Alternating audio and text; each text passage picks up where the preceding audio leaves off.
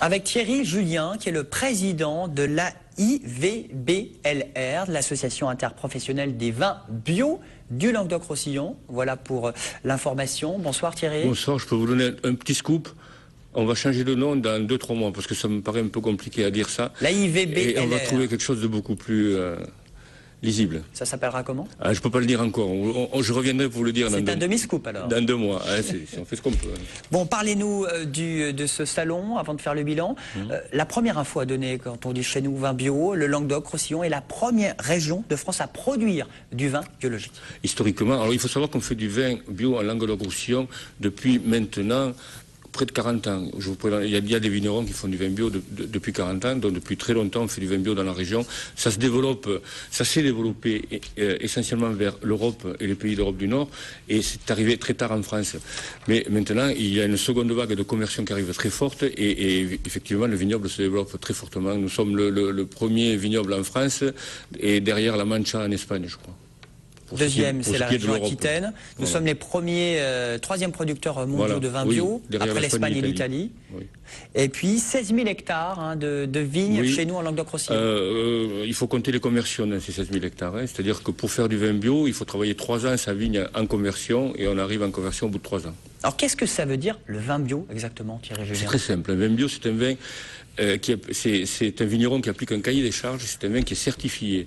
Il y a beaucoup de modes actuellement avec des vins qui sont, on va dire, nature ou autre chose, mais qui ne sont pas des vrais vins bio. Un vrai vin bio est un vin certifié. Il y a le label AB dessus, et contrôlé par Écossaire. Nous sommes des gens qui payons nos contrôles. C'est-à-dire sans engrais, sans pesticides, sans OGM? Voilà, sans produits de synthèse. Un vin bio est un vin garanti sans résidus. Alors est-ce que c'est compliqué pour les viticulteurs? On sent qu'il y a une mutation, il y a un changement des mentalités, des comportements, de la profession. C'est un petit peu compliqué, effectivement. Il y a des contraintes techniques. Il ne faut pas croire que l'agriculture bio est une agriculture facile à appliquer. Il y a des contraintes techniques, mais au bout du bout, tout le monde s'y retrouve. Nous avons un vin qui est meilleur, nous avons un vin qui a protégé l'environnement. Le vigneron ne s'empoisonne pas non plus, il n'empoisonne pas les autres, donc tout le monde est gagnant. Alors, il y a des viticulteurs qui se lancent dans le bio et certains qui se convertissent vers cette appellation. Tout à fait. Comme je vous l'ai expliqué tout à l'heure, il faut 3 ans donc, pour se convertir. On ne fait pas du vin bio du jour au lendemain. La période de conversion dure 3 ans, et c'est pendant ce temps-là qu'on va apprendre, et on va. D'ailleurs, nous à l'AIVB, nous aidons les gens à faire ce pas. C'est pas facile. Vous êtes soutenu financièrement? On est soutenu énormément par la région Languedoc-Roussillon. Depuis le début, le conseil régional, effectivement, avait compris, Georges Frêche à l'époque avait compris que l'avenir de la région, une des potentialités de la bio était énorme dans la région, et il nous avait soutenu fortement, oui. Et on continue sur cette lancée, c'est pour ça qu'on est les premiers d'ailleurs en France. Vous avez atteint l'objectif également du Grenelle de l'environnement. Voilà, on l'a légèrement dépassé. Le Grenelle, je crois que c'est 6%, on est à 7 ou 8. Maintenant, bon, il faut digérer cette progression. On est en train de le faire, notamment grâce à ce salon qui permet de s'ouvrir et de vendre sur tous les marchés du monde. Alors 600 exposants, 3000 visiteurs. Quel bilan de ce salon millésime bio? Alors c'est un bilan excellent cette année. On a dépassé les 3000. Les 3000 c'était hier soir. Je pense qu'aujourd'hui on doit être à 3005. 3500 visiteurs, ça veut dire 3500 entreprises ne sont comptabilisées chez nous. Chez les bio, on dit la vérité. On dit voilà. Attention, parce qu'il y a certains salons on compte tout le monde. Voilà, chez nous c'est les visiteurs, les acheteurs. Les professionnels. Les professionnels, c'est un salon, vous l'avez dit, ouvert aux professionnels. Donc des professionnels et des acheteurs venant de 40 pays différents, c'est important de le souligner. On est actuellement dans la mondialisation du salon, c'est-à-dire qu'il y a des producteurs venant de 13 pays différents qui ont exposé leurs vins, leurs produits ici à Millésime Bio, et les acheteurs sont venus d'environ entre 30 et 40, on connaîtra les chiffres un peu mieux demain, pays différents. Mais grosso modo, ils ont fait des affaires? Il se fait des affaires sur ce salon. Le vin bio, on avait tendance à dire qu'il était à la mode, c'est pas vrai, c'est une tendance lourde. Quand on commence à consommer bio, on ne s'arrête plus. Les Américains étaient présents? Les Américains, alors Sud de France, il y a une synergie qui est faite avec Sud de France. Développement nous ont ramené de très gros acheteurs américains.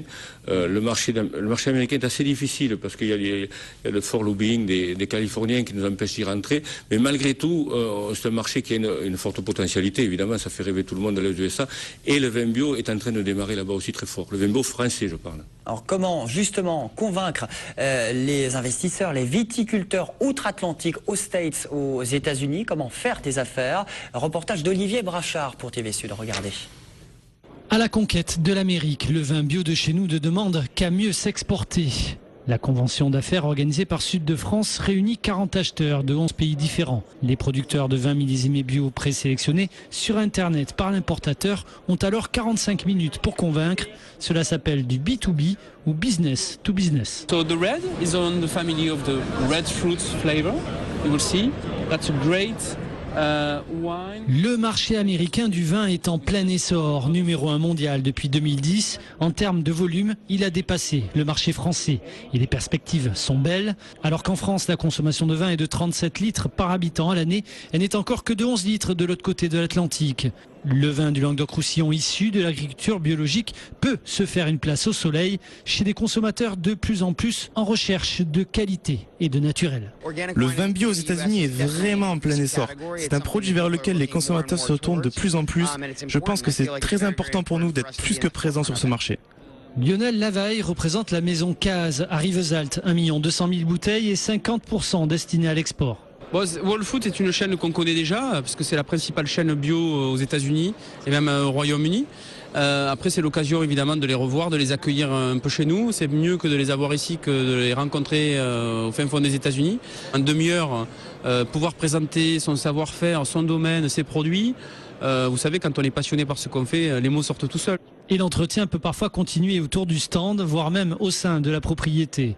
Bonne nouvelle pour la filière bio de l'Union européenne. Le traditionnel AB sur l'étiquette devrait être remplacé par l'appellation vin biologique, plus lisible et plus vendeur. Thierry Julien, pour conclure, est-ce qu'on arrive de plus en plus à faire consommer les Français en vin bio? Parce qu'on dit le bio, il est partout, mais il n'est pas forcément dans les restaurants, par exemple, sur les cartes de restaurants. Alors, je vais vous raconter comment le bio arrive dans une famille. Le bio arrive dans une famille d'abord par les femmes, c'est comme ça. Il y a souvent une naissance, il y a un petit bébé et on va lui donner des petits pots bio. Donc, on va penser au papa et à sa bouteille de vin un peu plus tard, mais ça arrive, 2-3 ans après. Donc, et comme je vous disais tout à l'heure, quand on commence à consommer bio, on n'arrête plus.